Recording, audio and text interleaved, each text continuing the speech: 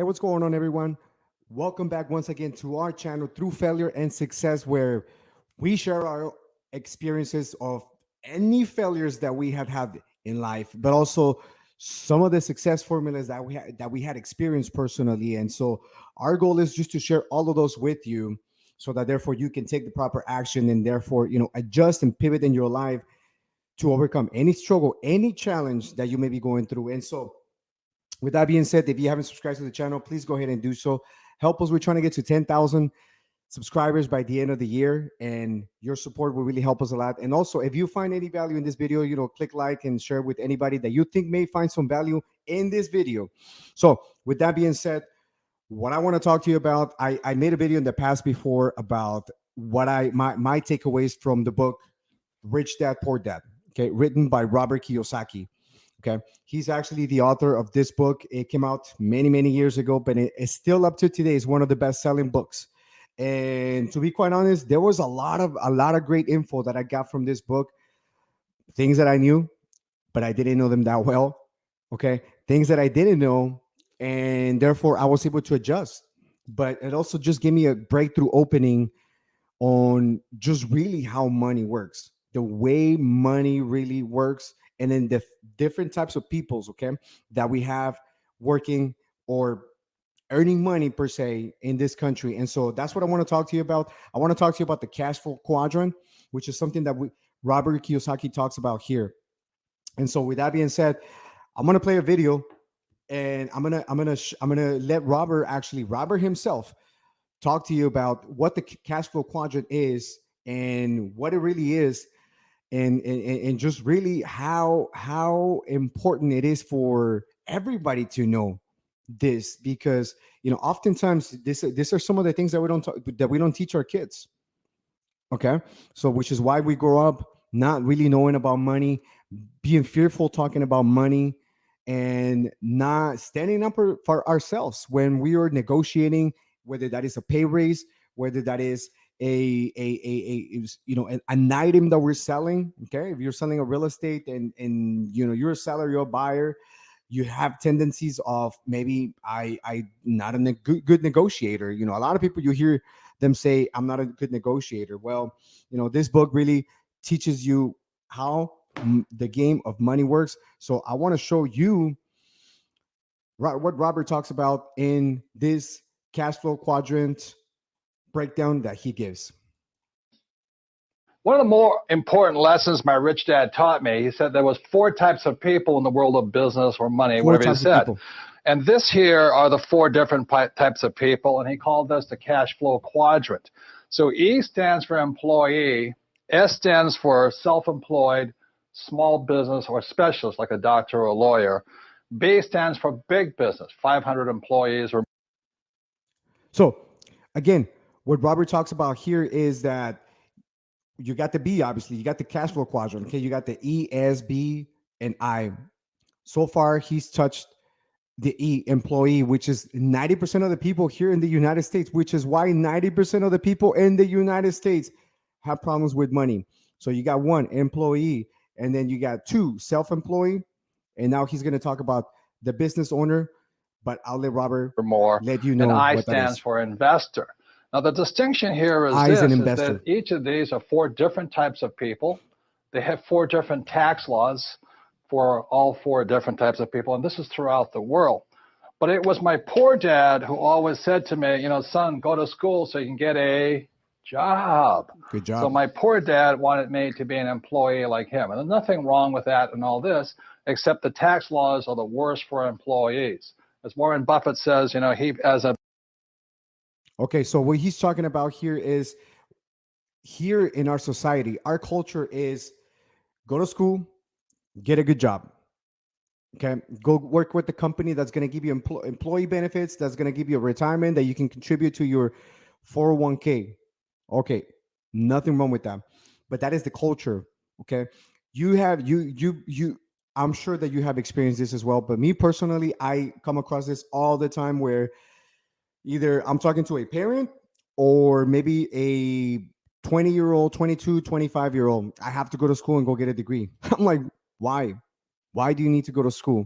Well, because I got to get a degree, I got to get my master's degree. Great. But that piece of paper, okay, that piece of paper, it's really not going to do much for you if you don't have the skill set and the value that you can bring into the marketplace. But, anyways, employees are being taught, hey, go to school, get a good job, and pay your taxes. Pay your taxes. Okay, so that's what Robert's talking about here when he touches the E, employee. The business owner and investor, he pays a lower percentage rate than the employees. And many employees are having a tough.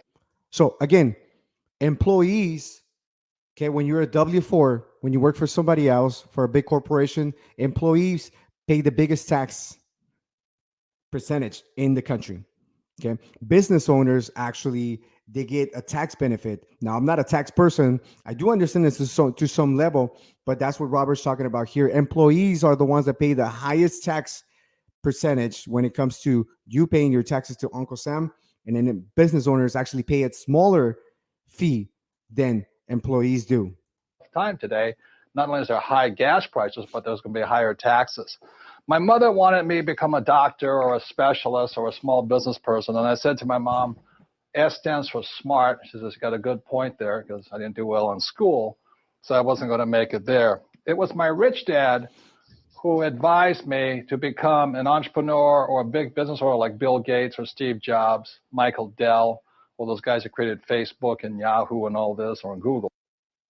So as you can see here, he has the quadrant broken down into two sections, right? You got the poor, and then you got the rich dad. Okay, poor dad is the one that said, go to school, get a good job, okay, get a degree, and get some benefits with that company and contribute to your 401k. His rich dad actually is the one that said to him, go become an entrepreneur.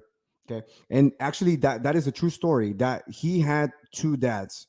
Okay, but I'll let you read the book because it's a fascinating story, and just how Robert is being brought up in two different worlds when it comes to how to earn money.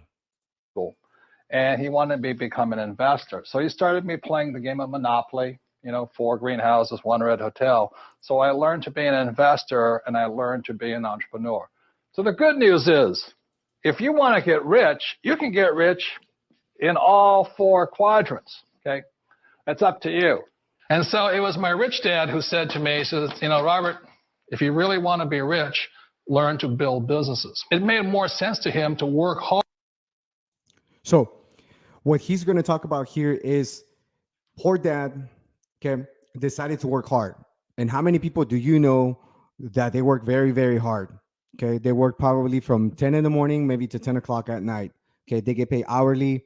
I know there's a lot of people like that. Me personally, and my hats off to them because they provide for their families. Okay, but you see them working hard all the time. Okay, so that's what poor dad said you got to work hard. Okay, and that's what poor dad did. You just got to work hard, go to school again, get a good job. It was his rich dad that actually taught him, go become an entrepreneur, go build businesses. Like he said, go play. It's like playing Monopoly. Okay, the more buildings, the more businesses you own, the more cash flow your business, your brand, your company is going to produce. Hard to build a business, something you owned and something you could pass on for generation to generation to your kids.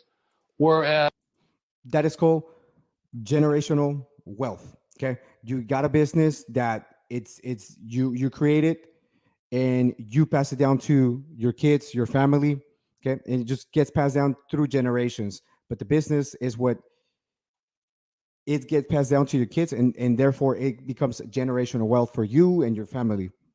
as my poor dad said, work hard, but my rich dad said, why would you work hard for something you'll never own and you can get fired from right away? Again, that was the difference in values. So my rich dad suggested I learn how to be a business owner and learn how to be an investor. And that's one of the big differences. On this side of the quadrant, these people here work for security. They work for money also. On this side over here, their key value that they want is they want freedom. They don't want to have to. Freedom, baby. So again, on the poor quadrant, you got employee, self-employed. Okay, they work for security, they work for a paycheck, they work for just money coming in. And again, there's a difference between self-employed and being a business owners. Many times have I seen a lot of titles, especially on social media. Okay, somebody puts their title CEO, the Chief Executive Officer. You're not a CEO if you don't own a business, if you don't create jobs for other people. You just have a lucrative sales position. Okay, because there's no systems. You're just on your own. Nobody's telling you what to do. You just follow whatever your heart desires to do. Okay. That's a self-employed. You don't have anybody working for you. You're not working for anybody else. You're just self-employed. Employee, you work for a company. Okay. You go earn your paycheck. By the way, with self-employed, if you don't work, there's no money coming in. Okay. That is the difference between being a self-employee and also a business owner. When you have a business owner, whether you're there or not, the business is going to run by itself. Okay, it's going to start producing cash every month. Cash flow. That's what it's called. Cash flow. It's going to start producing cash flow. Investors is when you replicate that business. You go buy another one. You go create another one, and then now you no longer have one. Now you have 10 businesses. Now you're an investor. You own a property. You start up with one. Okay, you finance. You cash out, refinance, and then you go buy two more. Okay, you rent them out. 3, 4, 5 years later down the line, you refi, you cash out, you go buy 10 more. Okay. You're replicating, you're becoming an investor, and it produces passive income, which is something Robert is going to be touching. Work at a job anymore. They don't want to have to work for the rest of their lives. So the beauty of building a business and learning how to invest is very simply that this is passive income. You work hard for a few years, but possibly for the rest of your life, income keeps flowing to you. Again, the reason somebody thinks a house is an asset is because they lack financial. By the way, I don't know if you keep up with Robert Kiyosaki. You know, he actually has a podcast, that Rich Dad Poor Dad podcast. Man, he looks super young in this videos, and I'm just amazed just by looking at. In one of the videos, actually, he was a little bit overweight, so it's just awesome to see him. You know how young he was, but you know how long it's been since this model, Rich Dad Poor Dad, has been around. Okay, there's a lot of NFL players that I've read of that this is what changed their lives. This is what changed their lives because a lot of players, as you know, they go into NBA, National Football League, and then they come out being broke. Why? Because they don't have a system, they don't have investments, they don't replicate the money. They live the lifestyle. They got the watches, the chains, they got the cars, they got the houses, the mansions, you name it all. Okay, it's all for that. But there's no money being invested in businesses that is going to produce cash flow in the future. So it's amazing how long it's been since Robert created this formula. Intelligence or low financial IQ. They may have gone to Harvard or in whatever, but if you can't tell an asset from a hole in the ground, I don't know what the heck you can tell the difference of, you know? So it's really quite simply the most important word for those of you in business or finance. No, the most important word is not income, expense, asset, liability. The most important word in the English language for the rich is a word called cash flow. You've got to know where the cash is flowing. So Again, cash flow. You got Grant Cardone. Okay, if you follow him on social media, if you listen to some of his videos that he's got on YouTube, the Grant Cardone channel, he's always talking about cash flow. Cash flow is king. That is the most important word. Okay, cash flow is when you have the business.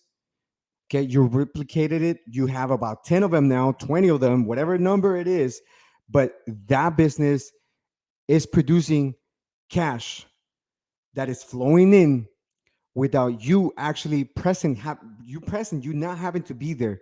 Okay, cash flow is king. That cash flow gets reinvested and it produces more cash flow. So that's what Robert's talking about here. what a rich person is doing is controlling cash flow. So if money comes from an asset into your pocket, it's an asset. So very simply, when I was 9 years old, my rich dad said, assets put money in your pocket, whether you work or not. Again, at 9 years old, okay, 9 years old, he was being taught, okay, he was being taught assets put money in your pocket, whether you're being told what to do or not. Okay. Assets put money in your pocket. So many times when you see a lot, you see this happening all the time. You see people making a lot of money. And the first thing they do, okay, because this is our culture, this is the culture that we live in today, they go and live a lavish lifestyle. They go buy the cars, they go buy the watches, they go buy the homes, but no assets that is going to produce them cash flow. And that's what Robert's talking about. Assets put money in your pocket. Okay, So again, the assets put money in repeat after your me. pocket, Assets but you got to put know what the money asset, the in difference your is, pocket, whether you work or not. whether you Okay? work or not. And very simply, liabilities take money from your pocket. Okay? So what does a liability do? It takes money from your Takes pocket. money from Okay? you. So the way you know you have an asset or a liability is very simply this: if let's say you're married with 3 kids and all this stuff, and you stop working, the money coming in is money from an asset, and the money going out is money from a liability. So if you happen to have a little house sitting over here and it's sucking cash out of your pocket every month, it's a liability and can do it. Now, something that I like to touch because I am involved in the real estate business and I see this all the time. Okay. Most people, okay, when you have a home that you live in, that's your home. Okay. You go to work 9 to 5, maybe 10 to 12. Okay. 10 in the morning, 12 at night, or vice versa, 12 in the afternoon, 10 at night. If you have a home that you have a mortgage that you got to pay, okay, that is a liability. It's sucking money from your assets, even though it's building the equity. But if you don't do anything with that equity, essentially it's just a liability. Okay, money is coming out from the money you're bringing in. Money coming in, okay, money's going out. It's a liability. So that is something that a lot of people get it wrong when they think about a house. Okay, they think about an asset. Okay, if they have a Lexus, they think about an asset. It's not an asset if it's not paid for. If you have monthly payments going out, that is a liability. That is something that Robert is describing here. A number of years ago, I bought a $7 million commercial building. I paid for it with zero down. And every month, after Wow, everything zero is down. paid for, it puts about $30,000 a month income in my pocket, or $360,000 a year for no money down. So that is the price of having a good education or a bad education. A good education is knowing the good debt versus bad debt and how debtors can win if you know what you're doing. Even in this. Okay, another thing. Okay, good debt versus bad debt.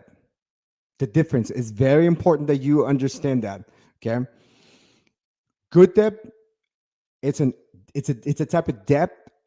Okay, just like Robert was talking about, he bought a $7 million building that was paying $360,000 a year. Okay, it was putting in $30,000 in his pocket every single month. Okay, it's producing cash flow. That is good debt. Eventually, that is going to get paid off.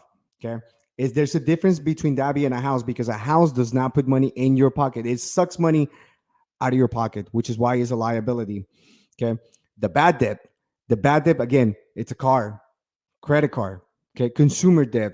You go to Best Buy, you go buy a house, not a house. You go buy a television, a TV set. You go to the car dealership, you come up with a car. Now you got a 5-year loan, $600, $700 monthly payment. That is bad debt. That is consumer debt. So this is what Robert's talking about. When you understand the difference between both of them, okay, that makes you a smart, a good investor. Okay. And by the way, you don't need a degree to go to school. You don't need a degree. You don't need to go to school in order for you to learn this. Economic environment of high volatility, because I'm basing all of my investments not on capital gains or appreciation, I base all of my investments on cash flow, how much money comes in. So even though the real estate market has crashed, I hate to say this, but it's been good for me because more people became renters all of a sudden. So my rental rates went up, my income went up. Again, this is powerful. Okay, that is something that we're experiencing right now. Okay, the year's 2023. Okay, the economy is very uncertain. It's January 2023. The Federal Reserve keeps raising interest rates. Interest rates are 6%, 5.8, 6.8, 6%. As a matter of fact, tomorrow, next week, the Fed is going to raise the interest rates once again. Okay, what's happening now? A lot of people are backing up. Okay, they're thinking that the economy is going to crash. Okay, so there's a lot of them, and then you got the ones that are going in. These are home buyers. Okay, giving themselves the lavish lifestyle, maybe again, the Mercedes, the Benz, okay, the watches, the good clothes, the Louis Vuitton, the Gucci. I'm not to the type of brand for clothing, but I can tell you this, okay? If you go, okay, and invest while everybody else pulling back, okay, this is what Robert's talking about. Okay. During the recession, when the economy crashed, it put a lot of money in his pocket. Why? Because a lot of people were fearful. Okay. They were fearful. So they became renters. Okay. So as an investor, you got to spot those opportunities. You got to be able to spot them and then take advantage of them and go all in. Okay. When you spot that opportunity. and paying for it with cheap dollars and things like this. So, in the new rules of money, you have to know the difference between good debt and bad debt and why savers are losers and debtors are winners. Wow. Powerful. Powerful. So you got to know the difference. Like he said, Robert Kiyosaki said, okay, he just talked about this. You got to know the difference between good debt and bad debt. Okay. Savers are losers. Okay. Savers are losers. Now, I, I, I truly believe, okay, that if you are an individual, okay, because many of you may not be at the level of $1 million, $2 million, $3 million, $10 million investment, right? Maybe all of you are brand new.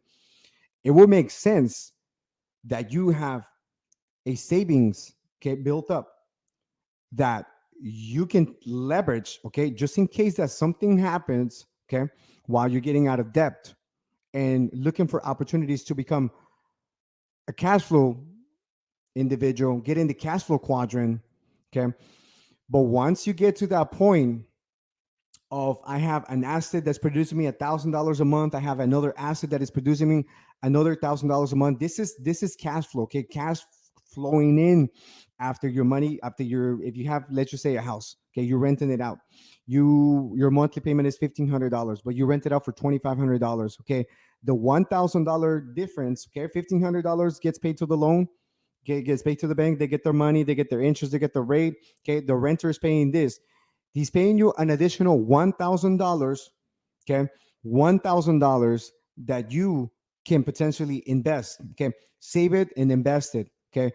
Replicate it, okay? Get it. If that is a rental property and it has some equity, remember that you can pull up to 80% of the equity of your home, okay, to go buy some more and do it again. But a lot of people get caught up in the fact that, you know what, that is risky. I don't know if that's a good idea. And why do we do that? Because they don't teach any of this stuff in school. Okay. Our country was built in free enterprise where 90% of the people work for themselves and only 10% of individuals, this is just early 1900s, only 10% of people would work for a company. Fast forward to 2023, it's the other way around. 90% of people work for somebody else, only 10% of people work for themselves. They have a businesses. So 10%, okay, the 10% of the population in the United States are the ones that create jobs, are the ones that pay the 90%. Okay. And yet the 90% are the ones that get taxed heavily. Okay. So this is something that they don't teach you in school. The employee, the self-employed, and then you got the business owner and the investor. Okay, poor, rich. Okay, rich dad, poor dad. Poor dad taught him that you got to go to school, get a good job, and go work for a company that's going to pay you, contribute to your 401k, to get a good retirement plan, live off Social Security. That is a culture. That is something that, man, I see this every day, and it's something that more people need to know about this. More people need to know that there is a way for you to become a cash flow individual. Okay, especially if you're considering maybe I'm gonna buy my first investment. Okay, maybe I am going to invest in a type of asset in the commercial building that is going to produce me cash flow. By the way, Robert Kiyosaki is a heavily investor in real estate. He also owns some crypto. He owns some silver. Okay, he was a heavy guy in the silver, but there's different ways that you can invest. It's not just real estate. It's not just buildings. Okay, you got the big guys like Patrick Bet-David. He's a big investor in sports cars. Okay, cars that he buys for a certain price and then he sells them at a certain price later on. They appreciate over time. Okay, gold. I know Berkshire Hathaway, Warren Buffett says, "Hey, I'll buy gold the day that it doubles itself." Okay, but not too long ago he bought gold. So what does that say? That gold's still a asset. Okay, that is going to appreciate over time. So it's up to you to know how you're going to allocate the money that you earn. You already earned the money. So even if you're an employee, okay, great. This is not about quitting your job and then go becoming an entrepreneur right away. Okay, if you have the ability, great. If you don't, you have the ability to control, okay, by putting yourself on a budget, on a monthly budget, sitting down with your spouse, sitting down with your wife, sitting down with your loved one, and going over, okay, honey, so this is what we got. This is how much we spend. How much of this money are we gonna put away? Okay, so we make 10,000, 9,000. It's gonna go towards 9,000, 8,000. You divided it already. Okay, 20%, $2,000. It's free. What do we do? Okay, we're gonna put it away because our goal is to buy three, four, five, six investment properties within the next 3 to 5 years. Okay, that's putting yourself on a plan. But more importantly, every month you gotta know how much money is coming in. You be I don't know if you'll be surprised or not, but I talk to a lot of individuals, okay, that they don't know how much money they made and they don't know how much money went out. And then next thing you know, you hear them say, I don't know where the money went. Okay, because you don't keep track of where the money is going. So, anyways, Rich Dad Poor Dad, I highly recommend it. I've talked about this book in the past. I made a couple videos. You can check them out. And some of the key takeaways that I got, it was a summary from the book Rich Dad Poor Dad. But this video was specifically just directed, it was just focused on the cash flow quadrant and how you can get off from the self-employee and the employee to become a business owner and eventually a investor. With that being said, if you find some value in this video, help us by reaching our goal of 10,000 subscribers by the end of the year. Okay, our goal is just to provide, valuable content. We do anything from self-development, anything that I personally have felt in my own personal life, things that have helped me become a better individual. But also we do videos like this where we talk about Rich Dad Poor Dad. Okay, so there's going to be multiple videos, more videos coming in. But if you find some value, if you haven't done so, subscribe to the channel, share this to anybody that you think is going to get some value out of it. Don't forget to hit the like button. And until then, we will see you on the next one. Take care, everybody. Bye bye.